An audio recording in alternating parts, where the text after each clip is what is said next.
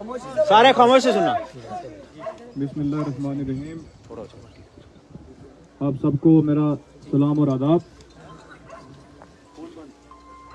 आपके इस प्यार के लिए, खुलूस के लिए, मोहब्बत के लिए बहुत बहुत शुक्रिया। आज मैं पहली बार आपकी पंचायत में आ रहा हूँ यहाँ पे सियासी तौर पे। हम एक मंशूर के ऊपर इलेक्शन लड़ रहे हैं, एक मुद्दे के ऊपर इलेक्शन लड़ रहे हैं। हमारा जो मंशूर है कि हमारी जो ये पब्लिक है ये पीछे क्यों रह गई, इतनी गुर्बत क्यों है इलाके में। सबसे पहले हमने इस पे काम करना है कि इस गुर्बत को कैसे दूर किया जाए। गुर्बत को दूर सिर्फ तालीम कर सकती है। इस अंधेरे से बाहर हमें सिर्फ तालीम जो है वो निकाल सकती है। और हमारे जो यहाँ पे सियासी रहनुमा रहे हैं उनको इस चीज की चर्चा नहीं थी। वो सिर्फ अपनी डेवलपमेंट करना चाहते थे, अपना माल कमाना चाहते थे, अपने बच्चों को पढ़ाना चाहते थे, अपने बच्चों को उनको डॉक्टर बनाना था, इंजीनियर बनाना था, अपने बच्चों को अमेरिका में छोड़ना था, लंदन में छोड़ना था, ऑक्सफोर्ड और कैम्ब्रिज यूनिवर्सिटी में छोड़ना था। आपके बच्चों की कोई परवाह उनको नहीं थी। मैं कोई लीडर नहीं हूँ, अदना सा एक वर्कर हूँ, आपका खादम हूँ, नौकर हूँ, और हम खिदमत की नीयत से आए हुए हैं। मेरी बीवी भी और मैं, हम सिर्फ पब्लिक की खिदमत कर रहे हैं। और 3-3.5 साल हमने अंत तक मेहनत की है। हमें जीरो से शुरू करना पड़ा क्योंकि इलाका के हालात ही ऐसे हैं। 70 साल हो गए। 70 साल में क्या मिला? आज भी जब गांव में जाओ तो लोग कहते हैं जी टॉयलेट नहीं है। हमारी माएँ बहनें ओपन में जाके उनको नहाना पड़ता है। इससे बड़ी शर्मिंदगी की बात कौन सी हो सकती है? ये जो सियासी ठेकेदार थे, जो सरकारी स्कीम थी टॉयलेट की, उसके पैसे भी खा गए, फिर भी इनकी जो भूख है वो खत्म नहीं हुई। जो ठेकेदारी निजाम है, सियासी ठेकेदारी निजाम, हर पंचायत के ऊपर 1-2 बंदे तसल्लुत किए जाते हैं। वो क्या करते हैं? उनका घर बन जाता है, उनकी कोठी बन जाती है, उनके घर ट्रांसफार्मर लग जाता है, लेकिन गरीब आदमी को कुछ नहीं मिलता।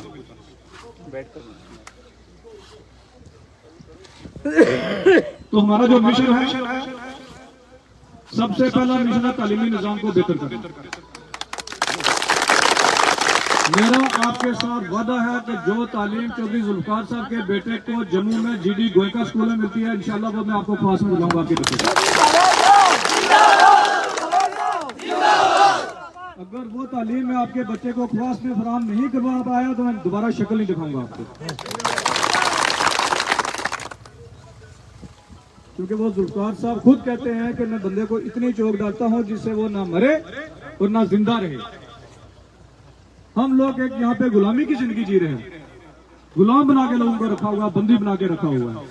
चंद सियासी ठेकेदार रखे हुए, वो पर्चे लगवाते हैं, लोगों को डराते हैं, और जिस आदमी के ऊपर पर्चा लगता है उसकी नस्ल तबाह हो जाती है। एक गरीब आदमी जब उस पर पर्चा लगता है, उसके ऊपर चालान पेश होता है, 10 साल वो चालान कोर्ट में भुगता है। हर महीने वो वकील को 5,000 रुपया देता है।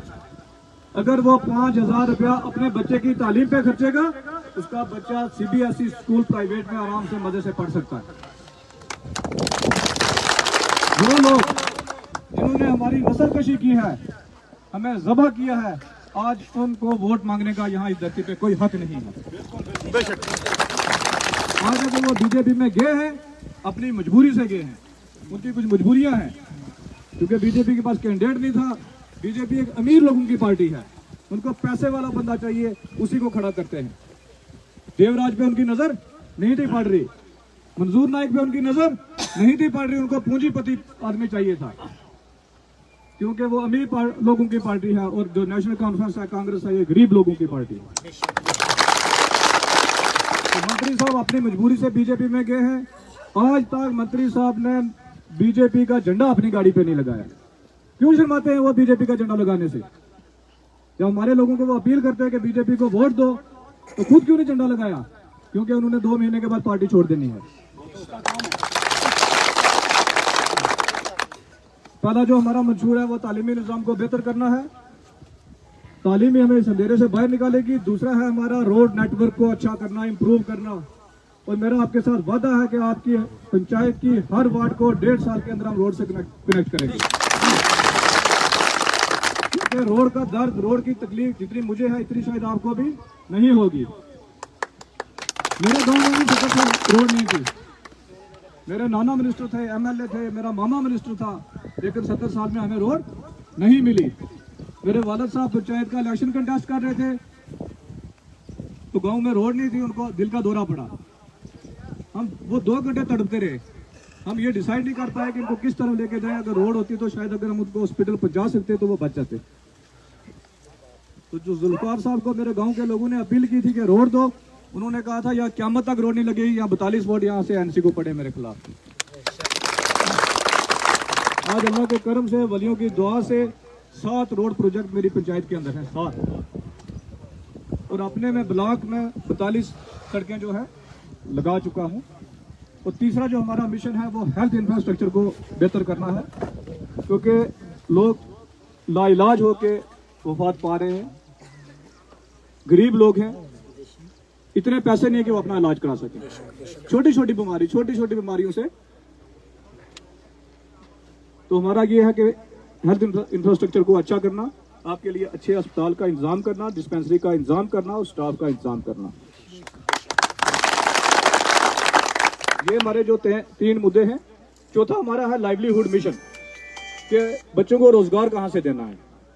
आज 15,000 से 20,000 की लेबर जो है हमारे एरिए से जाती है घास काटने, कटरा में जाती है मजदूरी करने, बालटाल में जाती है, लेह लद्दाख में जाती है, हिमाचल में जाती है। मैं मंत्री साहब से पूछना चाहता हूं कि हिमाचल से कोई यहाँ पे मजदूरी करने क्यों नहीं आता है? क्या ये शर्म की बात नहीं है उनके लिए? मैं उनसे ये पूछना चाहता हूँ कि लेह से कोई यहाँ पे क्यों नहीं आता मजदूरी करने? हमारे यहाँ से लोग घास काटने ददासन वाला जाते हैं, ददासन वाला से यहाँ पे कोई घास काटने क्यों नहीं आता है? जो लोग उनके साथ हैं मंत्री साहब के साथ, चंद, ज्यादा नहीं है। यहाँ गेम इंशाल्लाह अल्लाह के करम से और वलियों की दुआ से 1 साइडेड है। मैं सिर्फ जो कंपेन कर रहा हूँ ये आपके वोट की वैल्यू के लिए। मैं आपसे रूबरू मिलना चाहता हूँ। हमारे बीच कोई ठेकेदार नहीं है। पब्लिक इस वक्त ऐसी खुशी के साथ मुझे वोट डाली है जैसे कोई ईद और दिवाली की खुशी मना रहा हो।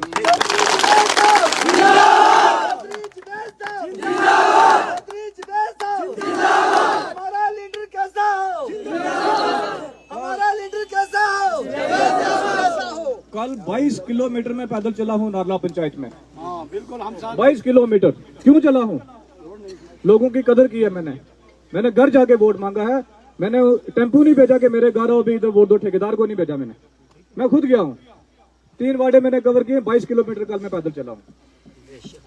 और मेरे इस सियासत में कदम रखने से अल्लाह के करम से आप सबकी वैल्यू बनी है, आप सबकी एक कीमत बनी है। तो ये वही मंत्री साहब हैं जो कहते थे मैं मंत्री हूँ, मैं कहाँ जाऊंगा खा, मैं कहाँ जाऊंगा जमोला, ये तो एडमिनिस्ट्रेशन का काम है। फिर ये वही मंत्री साहब हैं जो कहते थे कि कोटरंगा ख्वास रोड में खड्डे हैं, चौधरी जुल्फकार के जूते को परवाह नहीं। वही है ना ये? तो फिर क्या उनका वोट पे हक है? आपके वोट पे कोई हक नहीं।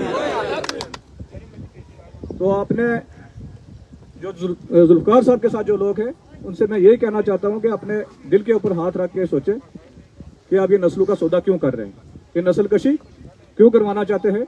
इंशाल्लाह यहाँ 1 साइडेड गेम है। मैं सिर्फ उनकी जमानत जब्त करने के लिए कैंपेन कर रहा हूँ इस वक्त। हम जो मेहनत कर रहे हैं वो जमानत जब्त करवाने के लिए कर रहे हैं। जिस वोट के ऊपर वो डाका डालने गए थे उनके पास अपना सासा खत्म हो गया हुआ है। जो बीजेपी का वोट है वो खुदा की कसम 70% मेरे साथ है। जो हिंदू बिरादरी है, मैंने जुल्फकार साहब को ओपन चैलेंज दिया था कि आप आओ ओपन ग्राउंड में वहां पे मीटिंग रखो, एक जगह मैं रखता हूं, एक जगह आप रखो। 30% आपके पास होंगे, 70% मेरे पास होंगे। क्योंकि हमने हक, इंसाफ और इज्जत का जो नारा दिया था उसके तले हमने काम किया है। हिंदू बिरादरी के जैसे सड्डा की हिंदू बिरादरी है, जमोला की है, खा की है, रेहान की है, नंबर 1 पे रखा है मैंने उनको, नंबर 1 पे। आज वो लोग शाना बिशाना मेरे साथ खड़े हैं। तो आखिर में मेरी ये इल्तिजा आपके साथ, मंशूर हमने आपको बता दिया है। बाकी जो हमारी पार्टी का मंशूर है, जैसे बिजली का है कि आपको 200 यूनिट जो बिजली फ्री मिलेगी, 12 सिलेंडर का है। बाकी आपको जो स्टेट लैंड से निकाला गया था, डराया गया था, पीला पंजा लगाया गया था, तो सरकार की यकीन दानी है कि उस पर आपको मालिक बनाया जाएगा। आपको जो जंगलात में तंग किया जा रहा था, आपको वहाँ भी हुकूक मिलेंगे। तो अगर ये जालिम सरकार आएगी तो हमें दोनों से बाहर निकालेगी। तो आखिर में मैं ये कहना चाहता हूँ कि 20 दिन आपने सिपाही बन के काम करना है, दिन रात एक करना है। अगले 5 साल में नौकर बन के आपका काम करूंगा। और अगर मैं कोई कोताही करूंगा तो मुझे खिजरिया दरबार पहचानेगा, तो लाल शरीफ वाला दरबार पहचानेगा। क्योंकि इन्होंने मुझे आपकी खिदमत के लिए चुना है, आपकी खिदमत के लिए मेरे पे भरोसा करके इन्होंने आगे लाया है। तो इंशाल्लाह मेरी तरफ से कोई कोताही नहीं होगी।